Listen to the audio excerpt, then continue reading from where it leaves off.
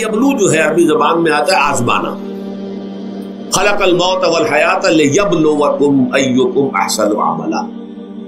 یہی معنی ابتلا کے بھی. ابتلا یبتلی آزمانا.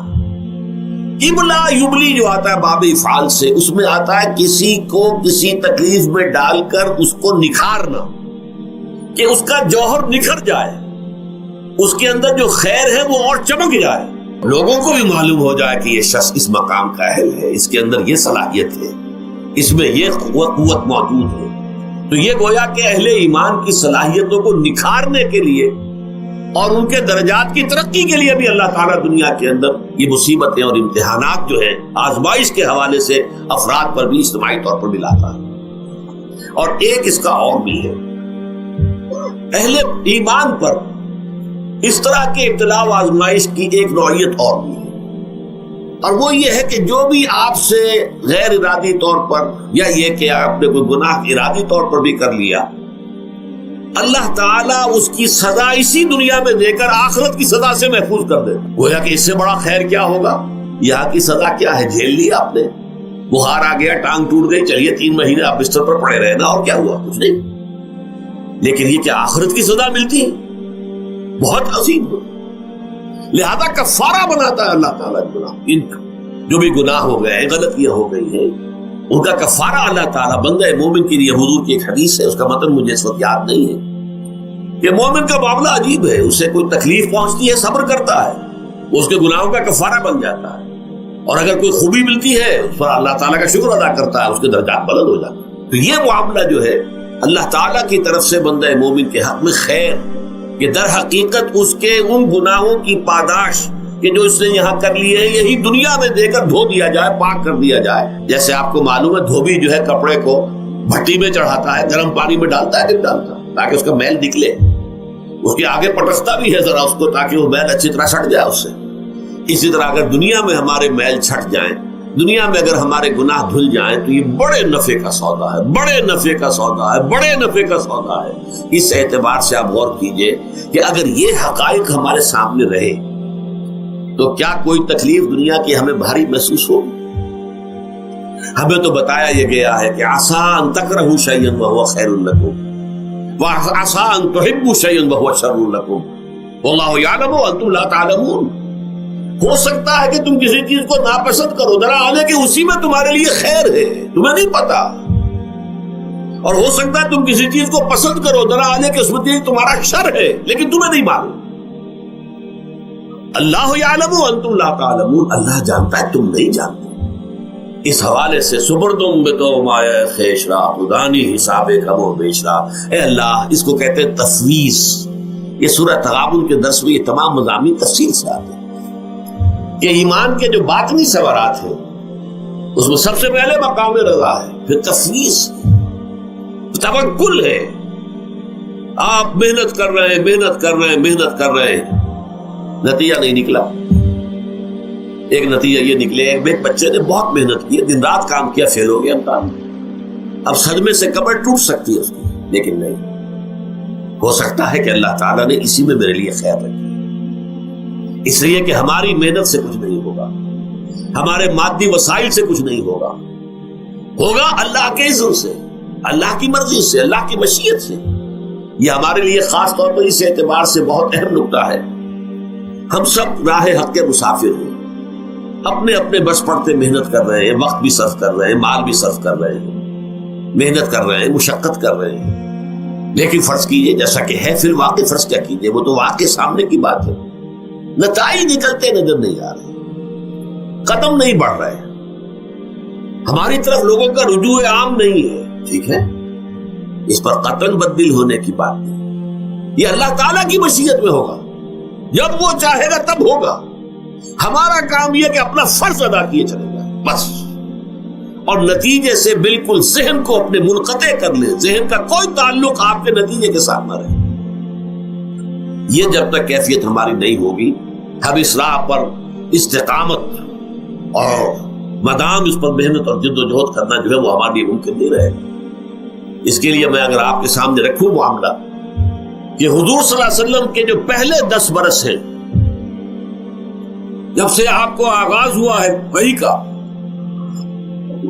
اس کے بعد سے پہلے 10 برس دن رات کی محنت، شدید مشقت، یہاں تک کہ اللہ بھی روک رہا ہے نبی آپ اپنے آپ کو ہلاک کر لیں گے، لعلک باخع نفسک الا یکونوا مؤمنین، کیا آپ اپنے آپ کو اس صدمے میں ہلاک کر لیں گے؟ یہ ایمان نہیں لا رہے، اس قدر صدمہ۔ لیکن اس کے ساتھ یہ ہے، یہ نہیں ہے جب نتیجہ نہیں نکل رہا تو کام چھوڑ کے بیٹھ جائے، نہیں، معاذ اللہ معاذ اللہ، نتیجہ نہ نکلے تو حضرت نوح علیہ السلام کی عمر بھی اگر حضور کی ہوتی 950 برس بھی حضور دعوت دیتے تھے، آپ کا کام تھا، آپ کا فرض تھا۔ حضرت نوح علیہ السلام بھی تو آخر اللہ کے ایک بندے تھے، اللہ کے رسول تھے، 950 برس تک دعوت دی۔ فَلَبِثَ فِيهِمْ أَلْفَ سَنَةٍ إِلَّا 50 عَامًا، یہ تو ہم مانتے ہی نا، اگر قرآن کے اندر نص قطعی صریح الفاظ نہ ہوتے کہ 950 برس تک رہے، ورنہ یہ بات سمجھ سے بالا تر ہے۔ عام طور پر معلوم ہوتا ہے کہ اس دور میں ابھی عمر زیادہ تھی لوگ۔ بہرحال جو میں نے عرض کیا تھا کہ دکھ جس سے انسان متاثر ہوتا ہے اس کی ایک قسم وہ ہے کہ جو ہمارے ارادہ اور اختیار سے باہر، اللہ کی مشیت سے، اللہ کے اذن سے، اللہ کی مرضی سے آتا ہے، اس کے لیے ہمارا کام صرف برداشت ہے۔ جو شے بھی ہمیں برداشت کی صلاحیت عطا کر دے وہی اس کا علاج ہے۔ جیسے آپ کو معلوم ہے کہ بخار بہت تیز چڑھا ہوا ہے، اس کی دوا نہیں ہے اسپرین یا کوئی اور پیراسیٹامول، بخار کی شدت کو کم کر دے، وہ کوئی علاج نہیں ہے۔ علاج تو ہوگا اگر معلوم ہو کہ کون سے جراثیم ہے، کس کی وجہ سے ہے، اس کا صحیح اینٹی بایوٹک کون سا ہے، وہ علاج ہوگا۔ یہ علاج نہیں ہے، لیکن اس کی شدت کی کمی اور اس کے اندر جو احساس ہے جھیل جانے کا، وہ انسان کے لیے آسان ہو جاتا ہے۔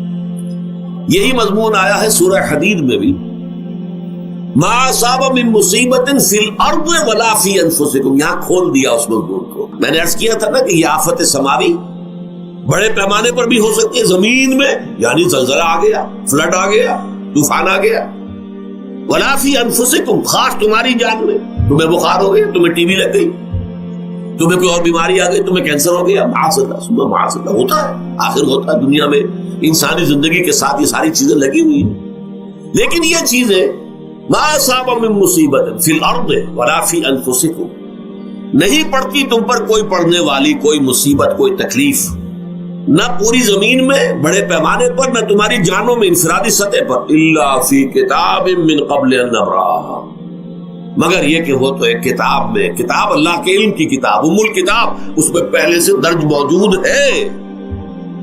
یہ الٹ اپ نہیں ہو گیا، یہ اچانک نہیں ہو گیا۔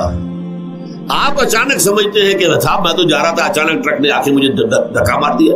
اچانک کوئی شے یہاں نہیں ہوتی، اس کائنات میں پتہ تک نہیں ہلتا جب تک کہ اس نے رب نہ ہو۔ اچانک کا کیا سوال؟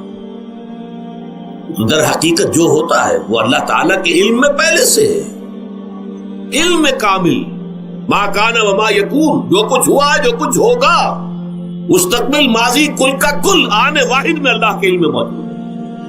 لہذا یہاں اچانک کچھ نہیں ہوتا، جو بھی آیا ہے اللہ کے علم سے آیا، اور یہ پہلے سے اللہ کے علم کے اندر موجود تھا، لکھا ہوا تھا، الا فی کتاب من قبل ان نبرأھا ان ذلک علی اللہ یسیر۔